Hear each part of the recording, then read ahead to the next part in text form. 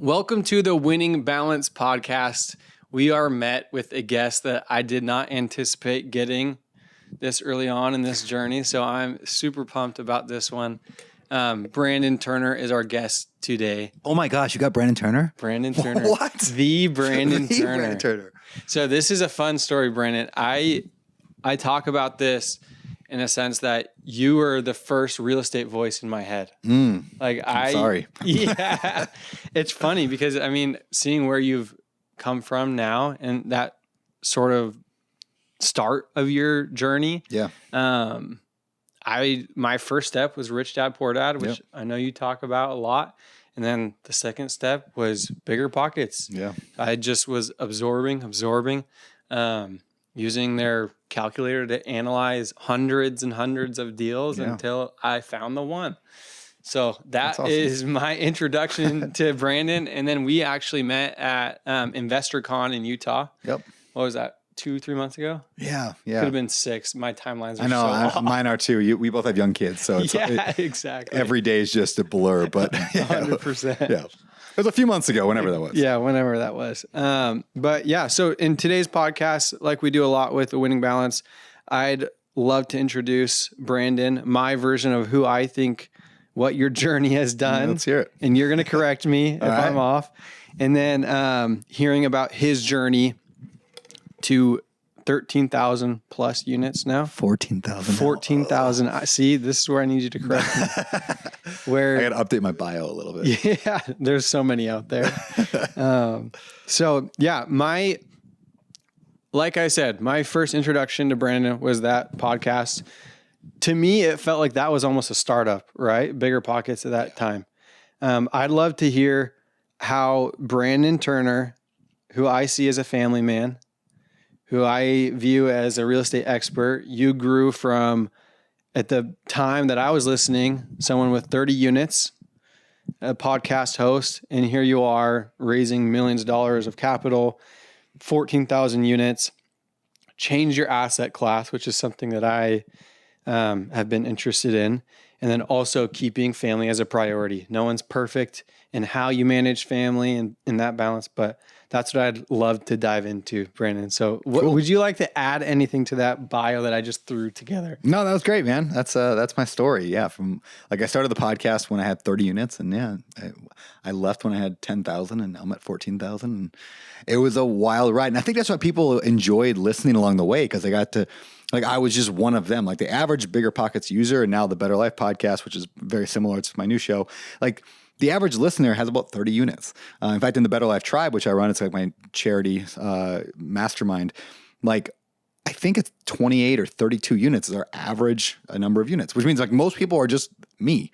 And most people, your vibe attracts your tribe. So people got to watch along the way. And obviously I got some unfair help up handouts along the way, being on the biggest real estate podcast in the world, which allowed me to scale that much more rapidly. But yeah, that's me. So how'd you get introduced to Bigger Pockets? Where did that even start? Yeah. So Bigger Pockets is a funny story. A lot of people think I started the show. I started the show, but I didn't start the network, I guess we even call it, the website, the brand. So I Googled very first property I ever bought, about a house. I decided I'm not going to law school anymore. I like this house thing. This is cool. I'm going to be a real estate guy. Told my dad. My dad's like, don't do that. You're going to lose all your money. He asked me a question. What are you going to do if tenants don't pay rent? And I was like, I don't know. What am I going to do? I have no idea. So I go to Google and I type in what to do when tenants don't pay rent. And up pops this little forum called Bigger Pockets. And I was on there and I don't remember exactly what it said, but I just remember thinking, oh, there's hope. There's answers to all these negative Nancys out there. Sorry, Dad. But negative fathers out there who are this isn't going to work because of X, Y, Z, right? And I'm like, oh, there's answers. And then I'm like, there's a whole community. And there was 10,000 people on that website at the time. Today, that's millions, but it was the first few years of it. So there was 10,000 people engaging in the forums and writing articles. And so that's how I got to know Bigger Pockets. And a few years later, I started a blog. It was called realestateinyour20s.com. I just looked the other day and I think it finally went kaput somehow. I don't know. I didn't renew some domain or something. I don't know. But I started realestateinyour20s.com. And then to grow that blog, I went and hit up Josh Dorkin, the only guy, the founder, sole operator of Bigger Pockets. And I was like, hey, can I write for you? And he's like, sure. So I volunteered as a writer, and that's me and Josh became friends. A couple years later, I was like, hey, let's start a podcast. And That's amazing. that's where it went. And then, yeah, I mean, you grew that podcast to be the number one podcast in the world. Yeah, well, Josh Number and one I, real estate yeah, podcast. number one real estate podcast. It was the number two business podcast most of the time I was there, just behind Dave Ramsey. It was Dave Ramsey, Bigger Pockets, everyone else. Tim Ferriss floated up there, usually. But like, the interesting business lesson in that is that, like, I didn't blow Bigger Pockets up, but having me blew Bigger Pockets up. And there's a difference there. And I'm not just trying to be humble here. It's like, I didn't actually know what I was doing. It was just the fact that Josh had somebody that would integrate his visionary, that could do the work that he was envisioning, right? And so many times there's a great book called Rocket Fuel out there, but it's like sometimes a visionary has big ideas and grand ideas and plans, and entrepreneurs, we're really good at ideas and being excited about things. But when it comes to doing the repetitive, boring work, we all fall apart. Most of us fall apart. So for example, if you look at the real estate space, like, what does it take to actually buy a bunch of real estate deals? You got to make a bunch of offers. You got to analyze a bunch of deals, maybe send out a bit of direct mail marketing. You got to do something for leads, something to analyze them, making offers. You do those things, and then networking to connect with people. But you don't do them once. You do them over and over and over, every day, every week for years. Entrepreneurs suck at doing things every day for years.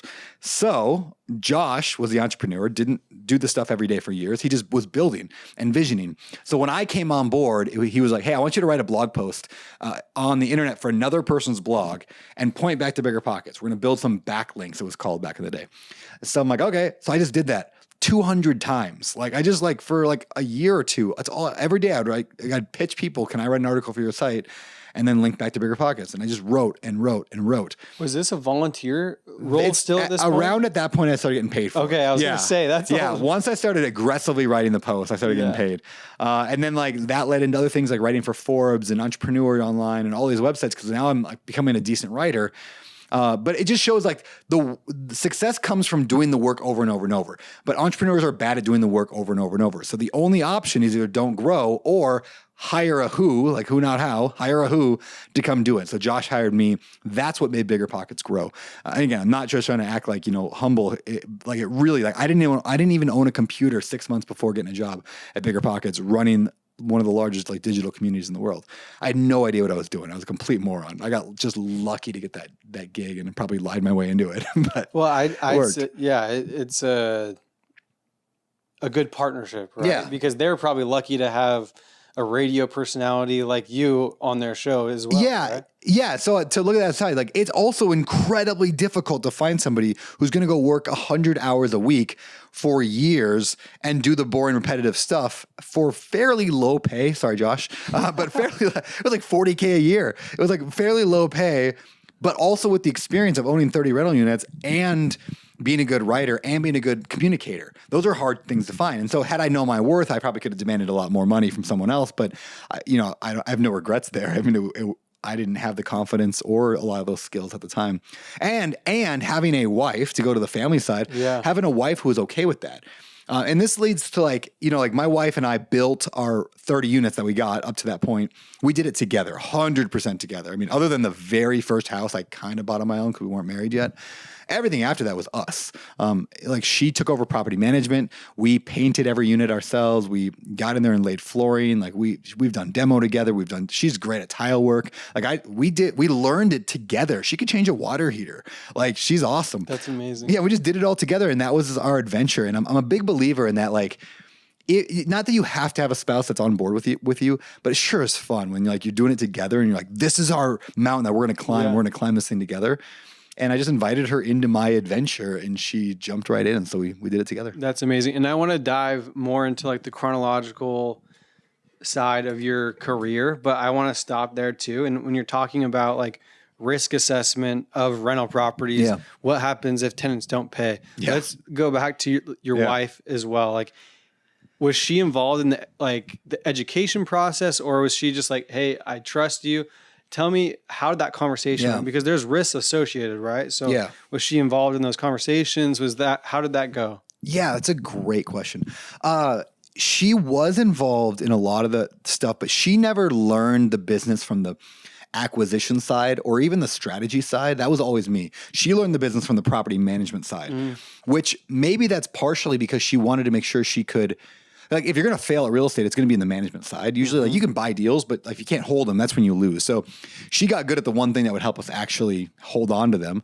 But early on, ultimately, to get your spouse on board, to kind of go that way, and to get them comfortable with the risk of real estate, it's not a matter of like it's not a knowledge problem necessarily. It's a mindset problem. And those are two different things, right? Like, you can know the knowledge of if a tenant doesn't pay rent, you have to evict them. You go through a process. It might cost you $2,000. I could tell her that.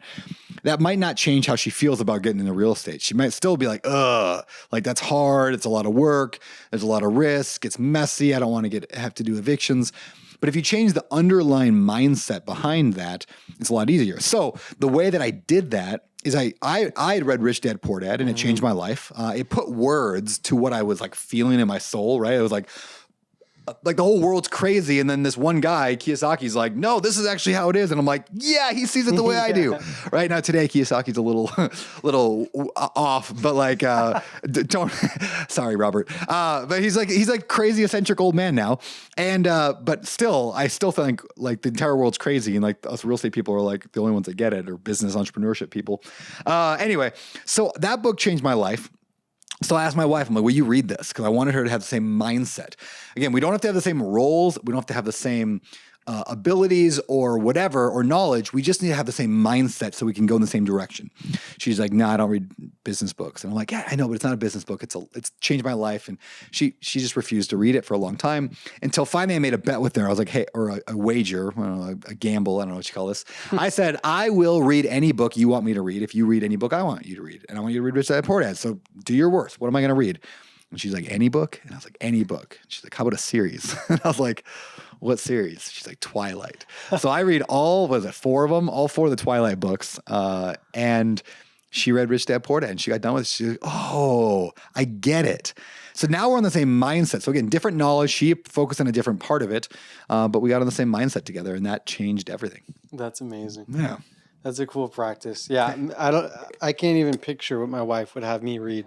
Yeah. So I got to think that one through. But okay, let's go back to you're building bigger pockets. You're helping build bigger pockets. It's going extremely well. You have millions of people tuning in, like myself. Talk to me about that decision of maybe thinking of something bigger for yourself. I remember actually where I was on stage at a conference, speaking to real estate syndicators, like big commercial real estate investors and syndicators, apartment owners. And I remember just thinking, like, I got 30 units. I'm like the least qualified person to be in this room, but I can sell tickets. That's why they put me on stage, because I got a big podcast. In other words, like, I don't actually deserve to be here. I'm just the hot girl that will sell tickets. And I was like, I don't want to just be the hot girl. Like, no girl wants to just be the hot girl. They want to be the hot girl that has some abilities. I want to be smart and capable. So I remember thinking, like, I want to deserve to be back here someday, and I'm going to go out and build a commercial real estate business. So that's really what drove me to that. I don't want to just be the guy who teaches it online. I want to be the guy actually doing the work. And I literally went home and I was like, well, what am I going to do? And I thought, one, it doesn't really matter. I'm a big believer that, in fact, I read that in a book around that time. It said, it's usually more important that you decide than what you decide. And so I was like, well, if it doesn't really matter what I do, I'm going to do real estate, obviously, because that's what I'm already into, but I'm just going to do mobile home parks. And I just thought, I'm going to go all in on that, because it doesn't really matter. They all work. So let's just pick one and go with it. So I went all in on mobile home parks. I wrote up a vision, big like 2,000 word article I wrote and put it on my wall that just said, we've got $50 million of real estate. We've got this many employees. We make this much money, 1,000 units, whatever. And I said, that's where we're going. And it's amazing when you have a vision, which most people in the world don't. When somebody stands up and says, I know exactly where we're going, everyone's like, yes, like that. Like, that's where we're going. In fact, have you read Red Rising? Dude, put it on your book list. It's one of the best books ever written. It's a fiction book, kind of a sci-fi fantasy fiction book, but it's phenomenal. But there's a great author? Pierce Brown. Okay. Yeah, so good. It's like, I think Gladiator or Braveheart in space. I love it. It's so good. Every dude in the world loves it, and most women love it. But anyway, there's a line in that book where the guy says, "Hey, you don't follow me because I'm the smart. You don't follow me because I'm the smartest. You know, that person is. And you don't follow me because I'm the strongest. That person is. You don't follow me because I'm the fastest. That person is. You follow me because you do not know where you're going. I do." And it's my favorite line in that book, because I'm like, that's what I want. I'm like, I'm never going to be the smartest or the strongest or the fastest or the best communicator. That's not why people follow me. They follow me because they don't know where they're going, and I do. And I'm like, we're going here. And the irony is that I don't know where we're going either. But if you realize that the future is a blank canvas, then you are going to go wherever you define that you're going to go. Like, it's not like I'm walking a path that's already been trodden before. I'm just going to go there. And so I was like, all right, where am I going to go? 1,000 units, $50 million of real estate, 6 team members, blah, blah, blah. We're going to do this. And I put it down on paper, and all of a sudden now I know where I'm going. Yeah. So it's almost like a self-fulfilling kind of thing. It's like, I'm going there because I said I'm going to go there. So it's almost, I don't know. So it's weird. It's like I defined my destiny, but then that was my destiny because I defined it. Does that make sense? It makes perfect sense. Yeah. So most people are afraid to do that, though, to put on paper where are they going, to have that vision. So then they're just like everyone else. I don't know where we're going. I don't know. And they don't go anywhere. That's amazing. So it sounds like, I mean, you thought bigger for yourself. You had the confidence in yourself. What about that conversation with your wife? Was it an easy yes? Was it an easy let's go? Yeah. You know, it was easy. And it's because I take the garbage out. And what I mean by that is this. Whenever I talk to people about like getting their spouse on board, people ask that question, oh, my spouse isn't on board, or my spouse doesn't really want to do what I want to do, or I want to start this business, my spouse isn't on board. It's usually because they don't take the garbage out.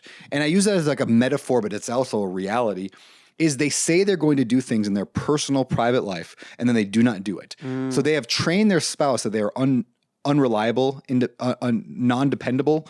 Is that a word? Non-dependable, undependable, whatever that word is. It makes sense in my brain. Yeah. They are not to be trusted. And they have trained their spouse over and over and over by saying, I'm going to take the garbage out, and then not taking the garbage out. So if you do that year after year after year and week after week and day after day and all that, and then you say, hey, I got this idea, I'm going to go build this business, you have already set yourself up to be untrusted with that. So of course I'm not going to support the other person, because I don't believe that they're going to do what they say they're going to do, because they never do what they say they're going to do. How you do anything is how you do everything. And so, like, I'm not saying I'm the perfect at this, but generally speaking, if I tell my wife I'm going to do something, I always do it. And she's seen that in how I deal with other people. I mean, how many, like numerous times where like in life, like I might lose money or time or whatever, but I said I'm going to do it, so I'm going to do it. I tell a friend I'm going to help move. I'm going to help move. I'm not going to just cancel last minute because I don't want to. So anyway, so it became an easier pitch to Heather. It was like, hey, I'm going to go build this big business. She's like, all right. And in fact, I would argue, and I'm probably getting myself in some hot water here, maybe a little bit, but by generalizing. So I'll put a disclaimer out there. This is not all women and men. People are different, blah, blah, blah. But generally speaking, women want a guy who's decisive and knows where they're going. Like a woman wants to generally, I believe most women, or a lot of women, want to be led. They want to be told, we are going here, let's go. And it's like, I think that actually did more for our marriage than in most things I could possibly do, because all of a sudden she's like, oh yes, let's go. Like, this is an adventure. Let's do it together. Like, what's more attractive, a guy or a girl, who's just like, yeah, I don't really know what I want to do in life, and I like everything. Or somebody who's like, I'm going to build whatever the thing is. In fact, Heather tells me that the reason she first started liking me is because I told her in our very first conversation, someday I'm going to be a U.S. senator. Now, I don't want to do that anymore. Like, I have no desire for that whatsoever. I went and did a political internship in college and I hated it. But apparently I told her I'm going to be a U.S. senator someday. And she said she found that so attractive and appealing. Not because she doesn't like politics. She's like, that guy knows where he's going. I want to go with that guy. And so I'm a big believer in like having a vision, especially if you're the dude. Have a vision for your family, for your future, and then bring your spouse along on that adventure. Yeah, that's so cool. I have a question for my personal life, Brandon, that I'd love your insight on. You ready for this? I'm worried. Yeah. Okay. I feel like I have established confidence and competence in where I am today in small, multifamily, residential, being a broker. I'm a realtor. And I provide a great life for my family. I pick up a few rentals every year. my cash flows, like I'm comfortable Yep. in that scene. But that entrepreneur side of my brain that always wants to build, that always wants to push myself to boundaries, I feel like that's holding me back. And my wife, I feel like, has been in a situation where she fully trusts me because I've provided this life, because I've like, and so it's something that holds me back. I know it's a limiting belief, and I am like the self-development, like I praise, I talk about that a lot, and here I am feeling like I want something bigger, but I'm scared. I'm scared that if I take this risk into something bigger, maybe I can't travel to Maui whenever I want and hang out with Brandon Turner. Maybe like I'm buying less rentals. Yep. Maybe my mortgage is harder to afford when I take this risk. Like, what's your advice in that world? Oh, I think you are honestly more correct than maybe I was in that. And here's what I mean by that is like I think it's good that you're asking these questions, and you should be afraid. You should be afraid of losing your freedom and losing adding too much risk. I wish I would have thought more of that earlier on. And I'm not saying I necessarily screwed up on it. I just wish I would have realized the trade-off, because there is a trade-off to growth. And the trade-off is way more risk, and yes, more risk, more reward, but yeah, more risk, more risk. And you just keep taking risks, and you're going to end up with problems. And so and that could be like a bad real estate deal, but also just because I have 150 employees. It's a headache, like, to deal with it all. And I have, 12, 13 companies right now. Like, to deal with all of them are like, oh, it's just an hour a week, but it's never an hour a week. And then when it's a problem, it's 50 hours a week, and you got 11 other businesses that all, so like those, I wish I would have had more questions around reducing risk and lifestyle as I was building it, because you can have your cake and eat it too. I mean, a simple example of that would be like, you could still have ambitions to say, hey, I'm going to build a big whatever. I'm going to have 1,000 units. That's fine.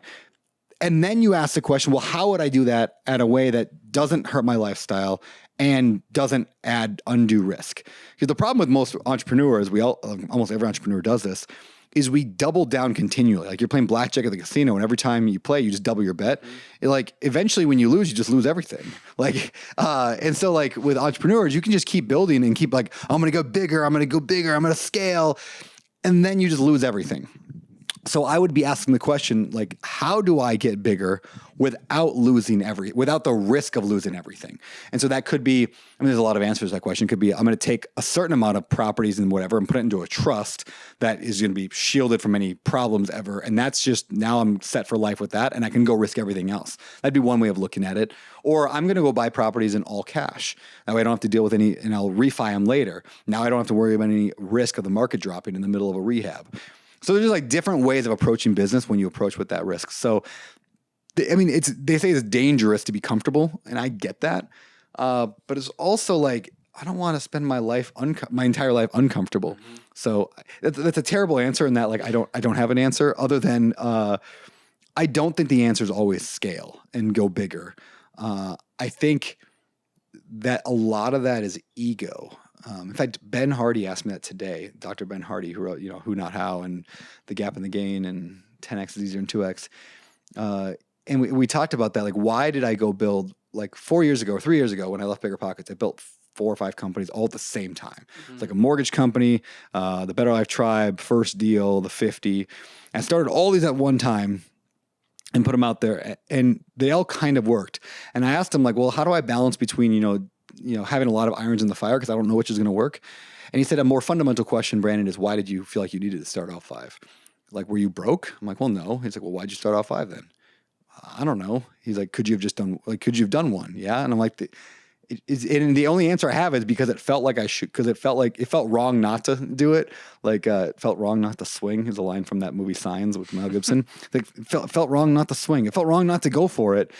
But why did it feel wrong? Because ego, because I know I can do it. I can do anything. I'm Brandon Turner. I can do it, And so like, I started too many. So I don't know, that the idea of like, taking more self-reflection and self-awareness in your growth of what do you actually want. So you're not building a business you're going to grow to hate. Not that I hate any of my businesses, but there are weeks where I'm like, I'm like I'm too rich and financially free to be working this many hours and have this much stress. Like this is crazy. Well, let's rewind a little bit there because you left Bigger Pockets when you had 10,000 units. So Yeah, I think so. Yeah. you had started this commercial endeavor while you were in Bigger Pockets. Walk me through your first steps. You realized you're on stage. You said, I want to be a part of these guys. I have more capabilities to grow. Yep. Boom. This is my vision. What's first step? You have to hire to build that type of operation. Yep.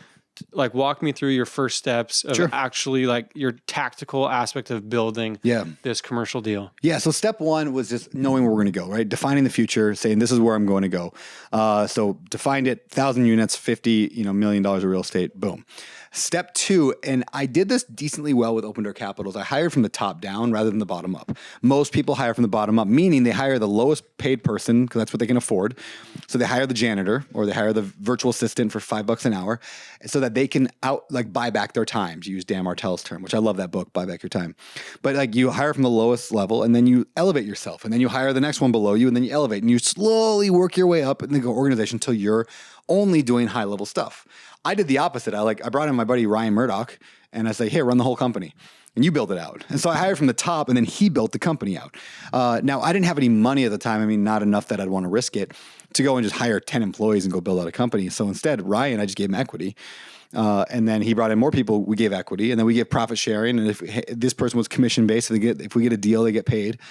And so it was like, we didn't put any money in until we started making money. Once we started buying deals, then we started making money. Then we started actually paying salaries. Now, ultimately, though, that is costing me probably hundreds of millions of dollars. Like if I think about the amount of equity I've given away to my team, it's over half my companies. Like half of Open Door Capital is owned by my team and like partners. Well, that means that if we, make $1 billion someday, like I'm actually going to make $500 million. Like that might have cost me $500 million, like long term, just to avoid having to pay a few $100,000 in income. And you do what you got to do. I have no regrets. There's other reasons like to argue we would never get there without giving that equity. So it's a wash. And who cares anyway? Like it's like not like I can spend that much money in my life anyway. If we get there, I couldn't spend it all anyway. So that's what we did is we defined our vision. Where do you want to go? In fact, there's a thing I teach a lot called REIOS, the Real Estate Investors Operating System. It applies to almost anything. It's just 6 steps. Number one is tell the truth. Like, where are you right now? Like exactly where are you? And I told the truth. I'm not happy to be where I am. So step 2, define your future vision or future self. Where do you want to get to? Step 3, you align your goals. So then I said, okay, well, we're going to have $50 million of real estate in 3 years. That's 1,000 units. That means this year we are going to do whatever it was. I think it was like we're going to buy our first 2 mobile home parks this year. And that way we'll have 100 units by the end of the year. I think that was the goal. And then it's like, well, if that's the goal for the year, then what's our goal for the quarter? So then we set quarterly goals. If that's the goal for the quarter, what are our weekly rhythms, actions, habits, those things, which is the next step of REIOS after goal alignment is what are your habits and your actions? And so then we define them. We're going to talk to brokers 3 times a week. We're going to make this many offers. We're going to analyze this many properties. And then once you do that, then you add in the next component is accountability. So we have weekly meetings. We run on a program called EOS. You're probably familiar with that from the book Traction from Gino Wickman. We run on EOS, so we have accountability meetings every single week to make sure people are actually doing the work that line up to the goals, that lines up to the vision, that's based in reality or truth. So it all flows together. And then the last component is just continual improvement, which just means we're always looking at everything we just did and saying, how do we do it better next time? And so set better goals, set better actions, better habits, better education, better accountability, and you're always improving. So that's how we built the company. It's literally off those 6 steps. Was like we took the truth, set a vision, set our goals, got our habits and actions aligned, and then held ourselves accountable to being better all the time. So, I mean, it makes sense how you built it from me and my understanding because you're Brandon Turner. And I'm saying that like this is my genuine thoughts on it. You're Brandon Turner. People see a vision, people see potential because of your following, because of what you've built in the past. What advice do you have someone that's not Brandon Turner in building that operation? Yeah. Because equity is like invisible until there's something there, right? Yeah. So a few things. One, attracting people. Yes, I got to attract some pretty good people because I'm Brandon Turner. But it had nothing to do with my ability on a podcast that attracted people. It had to do with my confidence. Anybody can. Like I said earlier, like You do not follow me because I'm the smartest, strongest, or fastest. You follow me because I know where I'm going and you don't. So as soon as you know where you're going and let the world know, like 99% of the world is just going to follow you there. So attracting good talent is actually not that hard. I feel like no matter, as long as you're good at communicating vision. Now, obviously, if you're brand new, you got no connections, you can't just go out there and just put a sign on the side of the road saying, hey, who wants to come work for 25% equity in my company? Like, no one's going to trust you and believe you. Kind of goes back to the garbage thing. People got to be able to see that you're taking the garbage out year after year after year. So you had to build a reputation slowly. So what I did in building Open Door Capital, I did it faster than most people because I spent 10 years sharpening my axe. You ever heard that quote? Like, if I had 6 hours to chop down a tree, I would spend the first 4 sharpening my axe. So it's the prep work that matters so much. I spent 10 years sharpening my axe. And then I could swing really, really hard and really fast. Most people have not put in the 10 years of sharpening the axe. So that way, and they didn't see that's what I was doing, even though that's exactly what I was doing. And I knew that from day one. Not that where I would get to, but I just knew I was building a reputation and that everything I did mattered. And so, yeah, people get upset that they can't build fast enough or scale fast enough. I'm like, well, you didn't sharpen your axe yet, so go sharpen your axe. You don't have to take 10 years to do it. So anyway, going back to the question though, is like, advice I'd give for other people is one, just be really clear with the vision, where you headed. You don't have to necessarily hire people with the experience needed. I hire more for character than I do experience. Now that changes as you get bigger and bigger. In the beginning, you're not going to go and be able to hire the VP of Blackstone to come over and be your VP. They're just not going to leave you. There's zero chance you can afford them, or even if you could afford them, that they'd believe in you. But you can hire the guy at the coffee shop who's really, really, really good with customers. And you're like, that guy is incredible. Every time I'm in that coffee shop, he is world class and he makes $8 an hour. That guy is going to be my investor relations guy. And he doesn't have to know how to do all this stuff, but I'm going to bring him in and train him because he's got the skill set and the character and the personality and the culture fit and the intelligence. I can teach the how-to.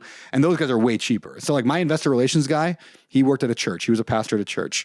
My CEO today, who was COO, who was my acquisitions manager, kind of moved up in the ranks. He worked as a financial something, like low-level financial person at a public utility company. I can go on and on. Most of my guys, almost everybody came from some obscure job that didn't make a lot of money. And I found talent and then I made them good. And now I'm at a point where I can go out there. If I'm going to go hire someone right now, I'm going to go hire someone who's world-class, probably the VP from Blackstone. I can do that. But in the beginning, you don't hire your friends. You don't hire the people you like. You just hire the person who's genuinely going to be amazing at that role. They just don't know it yet. So it's like every 80s or 90s, like, teen movie. It was like, you got to get the hot girl before she knows she's hot. You know, it's like she's still wearing glasses and she hasn't taken them off yet to realize she's actually drop dead gorgeous. Her braces are still. Yeah, exactly. Yeah, she's got braces and glasses, and so everyone's like, oh, look at her. And then like you just got to get the braces off. And so yeah, that's the secret to hiring really good people is get the girl with braces and glasses. And that's literally what I did with that. When it comes to raising capital, though, again, I spent 10 years sharpening my axe, so I could go raise capital faster than most. However, I love to point this out is my first fund. I mean, I had a massive email list. I had massive amounts of followers on Instagram, hundreds of thousands of people. And our first fund was just a $3 million fund. It was supposed to be 5. We couldn't get past 3. We had to shut it down at 3. We just couldn't raise it. And I'm Brandon Turner. Like I am the guy from the biggest podcast in the real estate world. And I couldn't raise $3 million because I didn't have the track record. I didn't have a reputation, didn't have anything. So in other words, yeah, I'm starting on like second base or third base, but it's not as big of a difference as you'd think. In fact, I have some influencer friends that are way bigger than me, have way bigger followings from me, that haven't been able to raise $3 million period for their real estate in 5 years. Now I've raised $490 million. And so like those guys are bigger than me. They can't raise capital. I mean, some of them have TV shows and like, they just can't raise capital because they don't have. They didn't do the work day in and day out for months and years at a time to be able to do that. So I just like whenever people like want to use my story or other people who have done a really big thing and say, well, it must be because of that. It's like, well, part of it definitely was because of that, but that just gave me a little bit of an edge. Like it doesn't give you that much of an edge. Yes, you should go be an influencer if you want to raise capital. It definitely helps. But there's people who have raised a lot more capital than me that nobody would ever have heard of. And then there's people that are way more popular than me that have not raised anything, even though they tried. That's, yeah.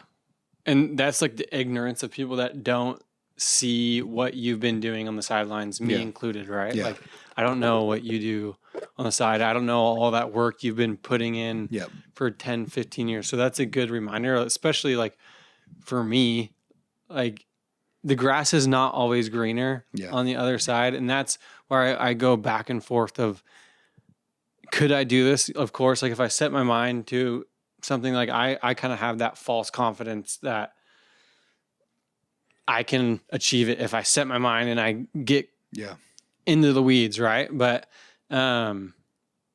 it's always that risk. Yeah. And that's like, do I want this? Am I going to sacrifice all this back here?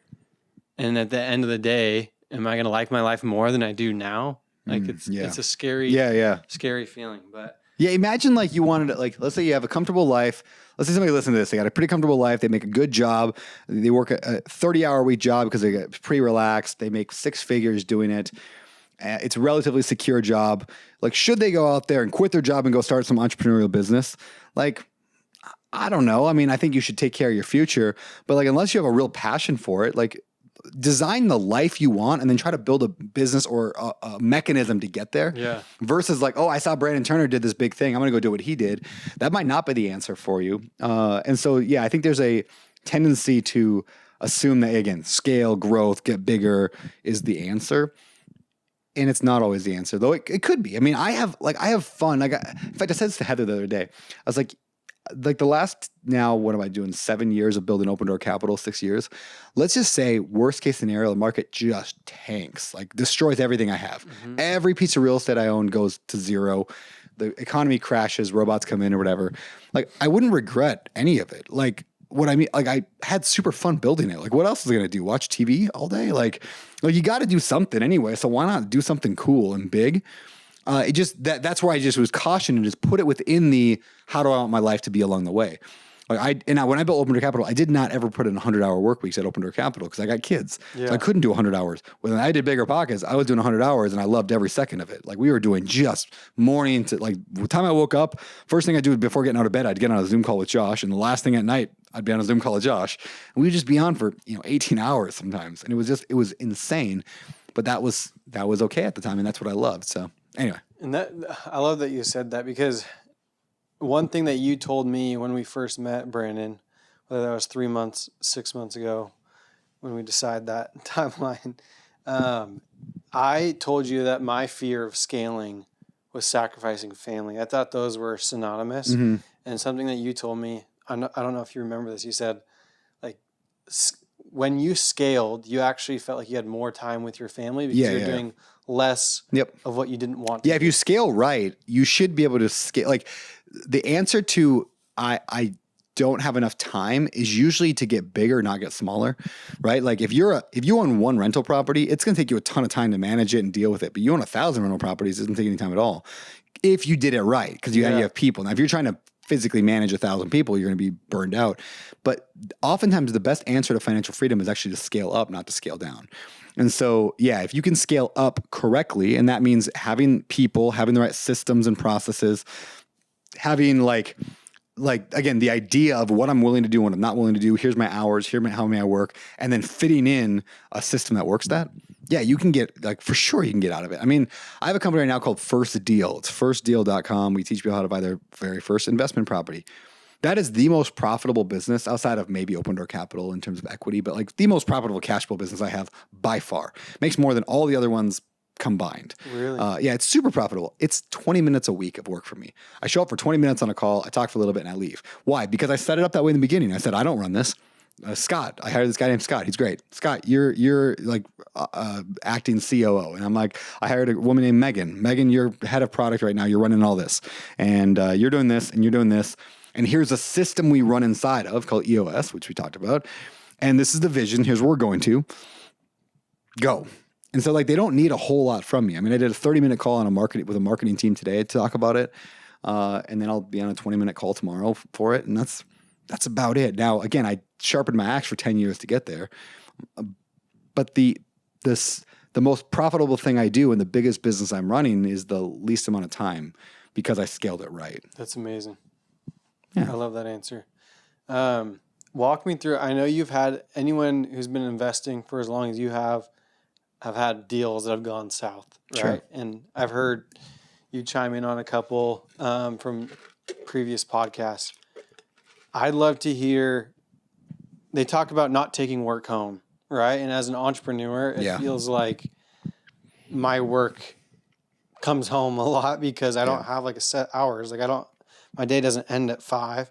There's Tuesdays that I get off and get to go do whatever with my wife, and that's the joys of entrepreneurship. But it doesn't feel like work ends at a time, right? So talk to me about like the roller coasters of real estate. Maybe a deal went south. Maybe you're not hitting your raise amount. How do you balance that? Again, no one's ever perfect, but what do you do to try and be that sturdy dad, that rock for your family, and a husband too? Yeah. Yeah. I mean, the last year has been the hardest year of real estate I've ever had by far. I mean, it's been a challenging year. Multifamily is just killing me. And, interest rates are double what they were, which means the value of properties has dropped by 20 to 50% on some of our multifamily. It's like, we have to deal with that, and we have to survive, and we have to try to still buy more properties and keep the lights on. It's been a hard year. And so I've learned a lot about that, how to operate in challenges. So I mean, specifically I'll give you a small example that we can get to bigger ones. The small one, I flipped a house one time with my wife. We did it together. We worked on it every day for a year. And then I lost 15 grand on it, like a year of our life in that. And it's hard to not look at that and just be like, this sucks, and be all grumpy at home. I mean, this sounds cliche, but I really looked at it as well, in 20 years from now, when we're worth hundreds of millions of dollars, does it matter we lost 15 grand? No. The lessons learned in that year, even the hard lessons, I shouldn't have done all the work myself, and I should have not flipped a house that was super weird. Flip a normal looking house, not a weird one. And so all these lessons learned will make me more than 15 grand. So did I lose 15 grand, or did I make hundreds of thousands or millions in lessons? Probably made millions in lessons. So flipping that script, that's helped a lot. And then the last year, just of things going hard, right? Again, the value of property is just plummeting. For example, we have a property in Austin. Austin's properties are just plummeting right now. And it's I'll be on calls for 4 hours with Open Door Capital and trying to navigate this and trying to do some tax abatement thing to try to get cash flow and trying to get the property manager to do more. And then having to go home when, it's 15 feet away into my house, and all of a sudden be super dad, and the kids are like, let's go jump on the trampoline. And I'm like, so a couple things that I've done to do that. Number one is I just remember they didn't sign up for any of this. So that they don't deserve any of my negative emotions, because this is just I chose this, so I'm going to keep this problem. To help with that, I can't remember where I first read this, but when I have a really crappy day at work, a really just dumpy day, everything's going wrong. When I walk in, I think of the doorpost above my door, going into my front door or my back door. And I literally think of tapping that. I don't always hit it, but sometimes I do. And that's I'm going to leave my problems here, my emotions here. And there's the act of tapping that, doorpost or whatever you call it, top of a door. That alone, signals my whole body oh yeah, I'm going to leave that here. And it actually works. I can compartmentalize when I get home, and I can be fully with my kids. And again, not perfect. There'll be times I'm just zoning out, and my wife's like, what are you thinking about? I'm like, sorry. I'm just not listening to her because I'm stewing on a problem. But at least just that physical reminder, they'll be here when I come back. I can put it right here. In fact, some people, I've heard of a practice where on Saturday night or Sunday night, whatever they do for a day off, or a weekend, they'll put their problems, they'll write them on a piece of paper, put it in a box, and then shut the box and be those problems will be here when I come back in 24 hours. But right now I'm going to leave them here. And I love that. I love that practice. I also remind myself often that no matter how bad things could get, let's say again, market crashes, robots come and take our jobs, all my real estate goes to zero, everyone hates me. Everything we're doing, we're just none of this is real. What I mean by that, not in the sense of we're all simulation, but the only things humans were really designed to do and that we're built to do is pick berries, kill other animals, have sex, and raise kids. Those 4 things is all humans are designed to do. Everything else we just manufactured, like clothing. We just made this up. We made up couches. We made up flooring. We made up real estate. We made up all of this. And we're just look what we made. But it's all none of it is real. None of it's lasting. None of it goes with us. The only thing that really matter are those like 4 things. And so like, let's just do those 4 things right. Like eat good food, raise kids, make babies and raise them right. And if that's all I do at the end of my life, even if everything else fell apart and I ended up living in a van down by the river, it's like, well, I did those 4 things right. I ate and I enjoyed a family life. So that always brings me back to like, oh yeah, this doesn't really matter. And if it's not one of those 4 things going wrong, then I don't really have any problems per se, right? Now, if my kid's sick, which like my daughter's sick right now, it's like she just got the flu or I don't know, something, probably COVID and we're all getting it now. Sorry. But no, she's like sick on the couch. That's a real problem. And if she got cancer, one of my kids got cancer, that's a real problem. Like that's hard. But like, oh, I didn't buy enough real estate this year. It's like, that doesn't matter. Yeah. And so just reframing that, like none of this actually really matters. I can't take any of it with me. All I can take is my character maybe and my kids. Yeah, that helps a lot. There's a lot there. I'm going to write that down when I get this recording and take some notes on it. Talk to me about family, like your wife, your kids, and how that plays into like your ambitions and your goals in the life that you're building. Yeah. A number of ways. I mean, one, I don't care about my kids. I don't use my kids as a reason to build wealth because I don't want them to have it anyway. I'm not a big believer in transferring wealth to my kids. I just think that wealth does more harm than good maybe sometimes, especially when it's not earned. Yeah. And so I hope I train my kid up good enough to be able to learn how to handle my kids good enough to be able to handle wealth. But I don't have a big desire to leave them a huge inheritance. So it's not like I'm building wealth for the next generation necessarily. I look at more of like the skill set. Like I want to teach my kids very much the skill sets to build wealth because I just think there's really important skills like working hard, doing the boring work, outsourcing eventually, leading people, having vision. Those things matter in life, whether they become school teachers or firemen or real estate investors. So I'm working a lot with them on that stuff. I would love them to be entrepreneurs in some way. If they choose to be a school teacher or fireman, like that's great too. Again, the skills will still apply to them. Or if like let's say my daughter's like, I just want to like, whatever, be a missionary. I'm like, okay, well, maybe I can then use my wealth to support you. You can go out and do that work, which is probably more important than what I'm doing anyway. So, great. So I look at it that way. I want my kids to see me working hard.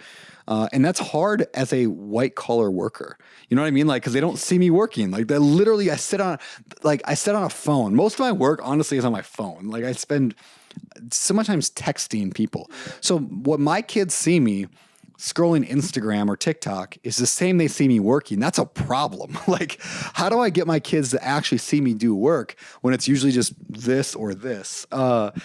That's been an interesting thing to try to figure out. And so I've physically been giving myself like manual labor jobs more often lately around my house and then making my kids help with it just so they see dad actually works. And as they get older, I know like, I mean, my son's 5. He's the main one I'm concerned about. Like he's 5. When he's older, he'll see that I'm doing real work and I'm going to be very deliberate about raising them. I'm a big believer in like, raising your kids, not just letting them raise themselves, like being like, there's a book called The Intentional Father from John Tyson. That's solid. A book about raising kids, specifically boys, but it's just raising kids intentionally throughout their whole teenage years. So anyway, I want them to see me working hard. I want them to learn those skill sets. And I want my wife to see me working hard as well. Like, again, like what I want a spouse, if I was a woman, what I want a husband who's like, yeah, he's really good at pickleball and he plays it every day and he golfs actually every day as well. Yeah, that's all he does. Like, or would I be like, I want a husband who's like, gets after it and goes out there and tries. Like, I want a warrior. Yeah. I don't want like a spectator.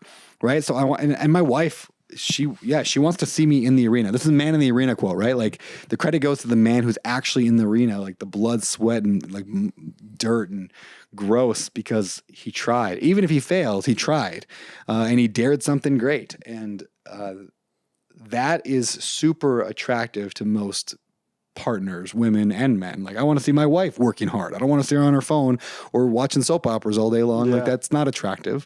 I want to see her doing something that she's going to put her heart and soul into.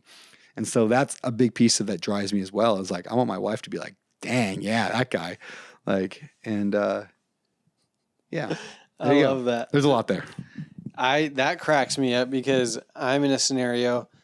My dad has been an excellent example of hard work growing up. And that's like doing our landscaping, right? Like mowing the lawn, our chores around the house, like me asking for allowance. And he said, it's the roof over your head and the dinner on the table. Like that's how I grew up, right? And as I've grown up, I have learned, my dad was a perfectionist, loved the man to death.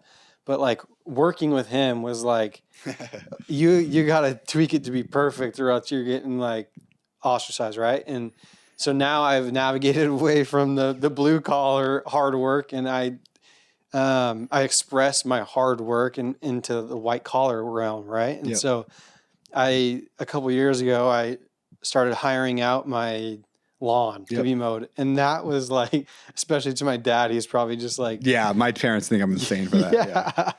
So that was like the first step. And I think back to my wife's dad is even more the blue collar, like he built his home from scratch. Like he is that guy. And so I'm sure at the beginning of our marriage, there was reservation of like, is this guy going to provide? Like, who is this guy? He doesn't have any calluses on his hands. He doesn't, but I've grown to be really close with my wife's dad as he's kind of seen my hard work as a very different, I show it a lot differently in the white collar realm, but I've never heard it in the perspective of your kids, right? Because I'm the same way. I'm like facing a screen all the time. And even like when my wife's with the baby and I'm like working and she's like, are you scrolling TikTok? Like, come help me. And anyway, so I love that you said that. But my most viral post, I think of the last year was a tweet I put out there that I read somewhere else online. But it said there's 3 levels of wealth. You mow your own grass, you don't mow your own grass, and then you mow your own grass. And I love that concept because it's like, early on we do all the manual labor because we have to. Then we learn, if we outsource this, we could work on more important things. And then once I got the freedom, I can go actually do because there's such value in doing the work too. Like I like doing the work. Now I still don't mow my own grass. Like I still choose to outsource that. But I won't always. Like in fact, I hope someday I get to a point where I just have the time to be able to go out there and mow the grass. It's hard though with kids because like, for example, the other day, we have house cleaners that come once a week that just do all the deep cleaning, right? And like my daughter says, she's 9 or almost 9. She said, I was like, hey, you need to go clean up your room. You got your toys everywhere. She goes, oh, the cleaners will do that. I was like, hell no. Like, I was like, no. But then I'm like, okay, what did I do that made her think that that's like, okay to be like, oh, the cleaners will take care of my mess. I'm like, are they cleaning up my mess? No, I mean, they do laundry. So maybe that's what she's thinking.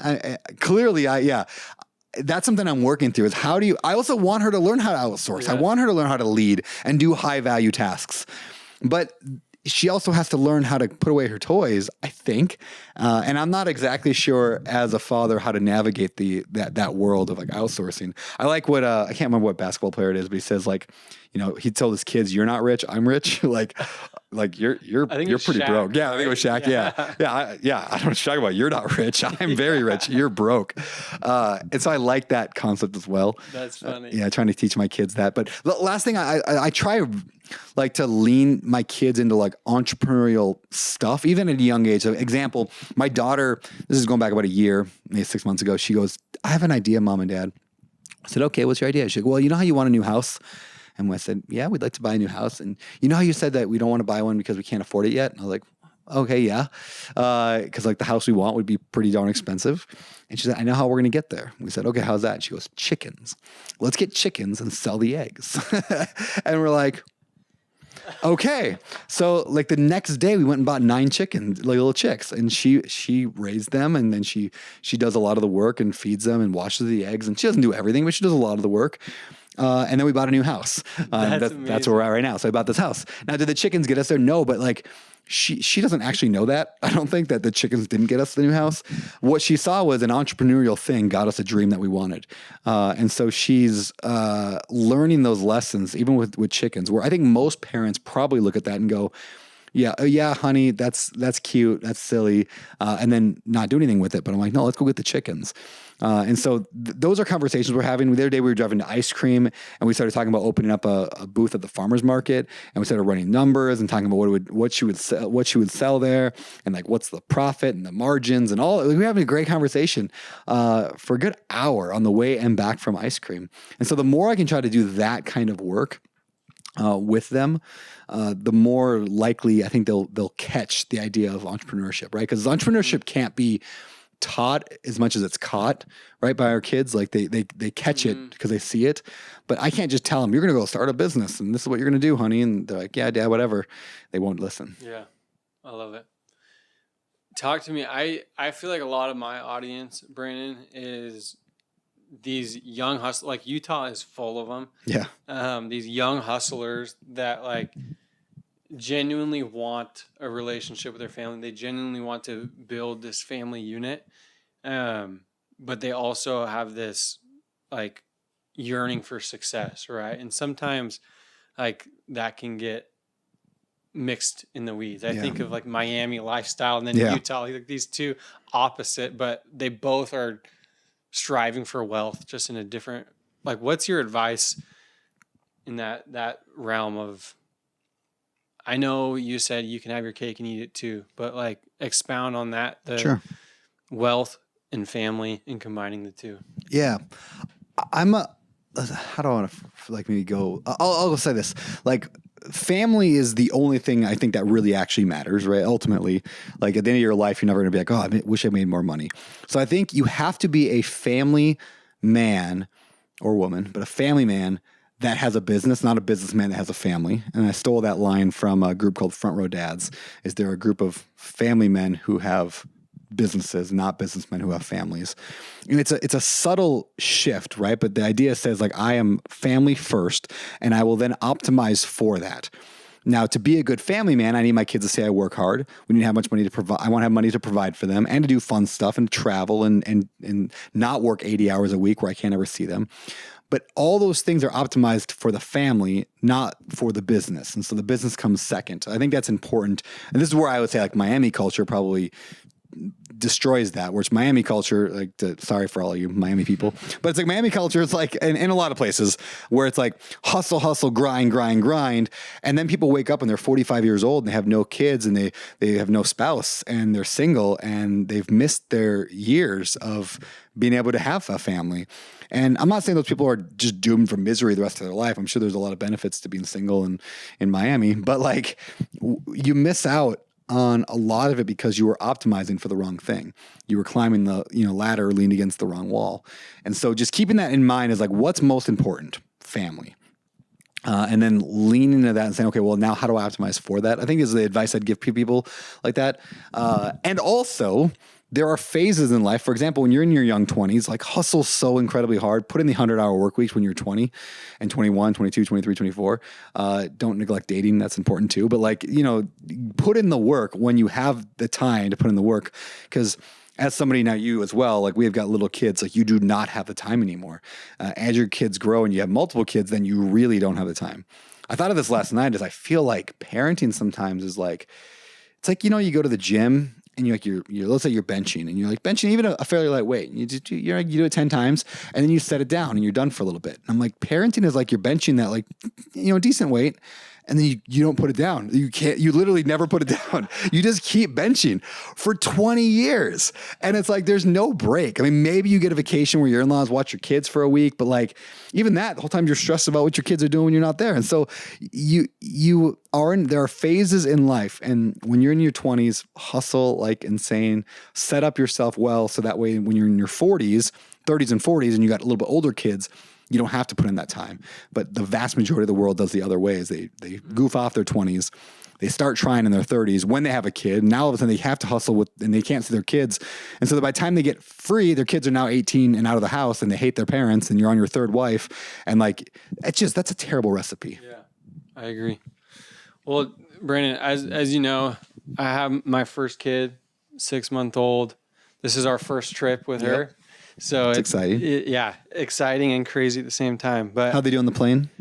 She actually did good, Did she? but Okay, she good. picked up the screaming habit, like not like crying, but like at restaurants, literally, she just wants to be heard. And so Yeah. that's been stressing my wife out. She thinks everyone's like hating our table. And Oh, that's funny. When anyways, was the baby born? What was the date? November 7th. Okay, mine was November 18th. Oh, look yeah, at we're that. pretty close. Yeah. Amazing. Yeah. But I mean, like this adjustment to fatherhood, especially as an entrepreneur, is like, it's nowhere near what the wives have to go through in their like, so I'm not trying to compare myself to that, but it is like a massive shift. Like mentally, physically, less sleep, right? Everything. I'd love to hear like what phase of life you were in, what part of your business you were in, and how you adapted in general in that world. Yeah. First kid, when Rosie was born, 9 years ago, the first kid, not to put light to what you're going through, but the first kid was by far the easiest because my wife was just one-on-one. She could just take the baby. She took care of her most of the time at night and days and all that. She was fine with that. When the second kid came, and so I worked a lot actually when the baby was born because like my wife would just lay in bed with the baby nursing all day. It was like a fairly light for her. She didn't have to go to work. She had quit her job right before that. So that was actually, doable and fairly easy. And we could travel again. You just have one car seat and pretty simple. The second kid came when Wilder came. He did not sleep for the first 2 years. Like I'm pretty sure it's Guinness Book of World Records for not sleeping, I'm sure. Because like 2 years of just no sleep. It was terrible and colicky and all that. And that put a huge stress on our marriage and on our life and on our business and everything. Because like when you don't sleep for more than 15 minutes at a time for 2 years, like it's just hell on your decision making and on everything. So that was tough. We got through it though. You just do. You power through. Every parent does. And now with 3 kids, it's been not as bad as most people because my daughter's old enough to be able to help a little bit. Where if you had 3 little kids, it'd be rough. Mm-hmm. But it still is. I forget how intense it is with little kids. Like it's just like they're just unable to do anything, and like your wife's fairly unable to do anything. Yeah. I mean, maybe some people's wives and yours are just super wise, but like it's hard to cook, hard to clean, hard to take care of the family. The car is a mess because it's like the kids screaming when you get out of the car, so they don't have time to clean the car. So everything is just now put back on me again. So I'm in the phase right now where I'm doing 90% of the cooking. I'm doing 90% of like the doctor appointments and the all that stuff because like all Heather can do is take care of a human and keep that baby alive. Now 6 months is getting easier, of course, and they both easier and harder as they start moving and crawling eventually. But anyway, yeah. But I'm just so thankful that in my 20s I built the foundation so that in my 30s, and now I'll be 40 in a month. Shoot. Wow. I'll be 40. That like, really worth it. Yeah, I have that flexibility where I can be like, I'm just going to take the afternoon off. That's happened numerous times over the last few weeks where I'm just like, taking the day off, clear my schedule. And like my assistant will just clear my schedule. That's amazing. Yeah. And you couldn't do that if you have a job or if you are early on in your career and you have to get the work done, or if you're a salesperson and you don't work, you don't eat. Yeah. Yeah. So that's where I'm at in my career, where I feel like I'm an entrepreneur through and through, but I have a job. Yep. It's a well-paying job, but I have a job. Like as a realtor, is like my realm. I have other businesses, but it's like I was sick for 3 days and I got fired by a client. Yeah. And I was like, I can't do this for 5 more years, 10 more years. Yeah, that's why I don't like being a real estate. I've never been one, but that's why I didn't become a real estate agent because it feels a little too much like a job. It very much is. Yeah. So that's my like discovery right now, but it's better than a job. So like that's true. Yeah, it's better than going to work for someone else where you get one set of money and you never get more than that. Like it's still better than a job, but it's not as great as having just passive income from rentals or something. 100%. Yeah, I mean, like coming on this vacation, I'm sacrificing a lot because I'm like not doing the work at home, but I don't have to report to anyone, and that stress alone like is amazing, right? So there's always like something better. Yeah. As an entrepreneur, you're always like, I want this, I want that, and then you get there, and then you're like, no, now I want this, now I want that. But I have one last question for you, Brandon. Sure. What's the end goal? Like let's call it 10 years. In business and in family, like what is the end goal that you see, that you strive, that gets you motivated to wake up in the morning? It's a good question. Like I have numbers like, I'd love to give away $50 million and I'd love to have $1 billion net worth someday. those are all fairly irrelevant and kind of made up, and they don't really mean much other than making my ego feel good. I mean, I want my kids to be healthy, and I want them to be strong, and I want them to be kind, and like those are things that actually matter. I want them to be, I want them to look up to me. I want my wife to just fall in love with me, even when we're 50 and 60 and 70, to still look at me like I'm attractive.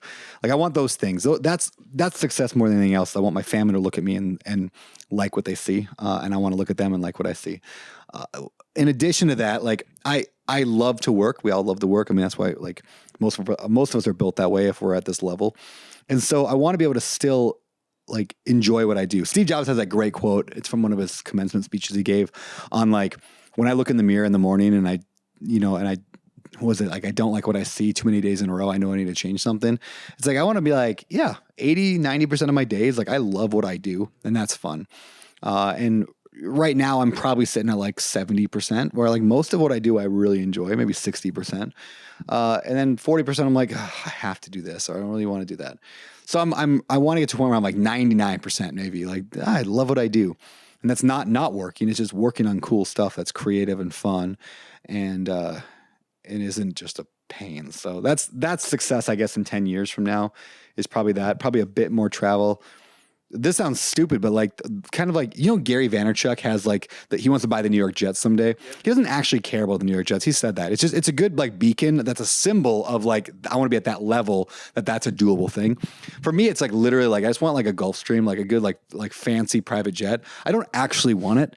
I mean, it'd be cool, but even if I had the money, I don't know if I'd buy it, but I want a jet, like a real nice private jet. I got a friend right now trying to decide between if he's going to buy the $50 million jet or the $70 million jet, because the $70 million jet has an extra like 4 inches of height, and he could stand up full height in it. He's a tall guy. And the other one, he's like, and he can't decide, and it's $20 million difference on whether or not $20 million is worth being able to stoop a little bit. And I'm like, I want those problems. Like that's the level of problems I want. There's levels. Yeah, there's levels of it. I want to decide which jet I'm going to buy, 50 or 70 million, because it's symbolic of I've made it to a certain level of freedom. And so that's what I'm working on. I love it.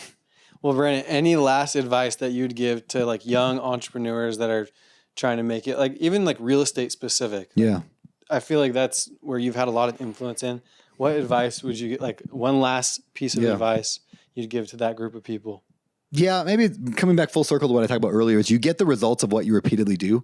Like it's the boring stuff that gets you everything you want in life. So whether you're a real estate agent or an entrepreneur or whatever, like it's the boring stuff that gets you there, and you have to do the boring stuff until you can afford to hire someone and build a system that the boring stuff gets done without you.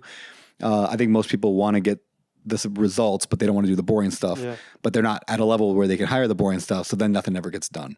And so the advice I have is like just become somebody who can do the boring work day in and day out. And the best tool I have for that is like just habit tracking. Like when you track things, you're just better at it. Automatically, you're going to be more consistent and more persistent with it. And then add some accountability on that. And so if you want to be a better real estate investor, what's the work that you have to do? There's maybe we could list 20 things. It's probably more like 10, right? Go to a local meetup, take investors out to coffee, analyze deals, make offers, send some kind of marketing, whether it's SMS, direct mail, whatever. Talk to your real estate agent. What is that, 6 things, 7 things? Like there's not a lot. It's very simple stuff. And it's all stuff that takes very little time, very little effort, very little money. You just do the stuff and you do it over and over and over. So it's like, well, I took a guy out to lunch one time. Yeah, take a guy out to lunch every single week for the next 2 years straight. Different person every week for 2 years. It's 100 investors you would take out to lunch. Guarantee one of those will sell you their property.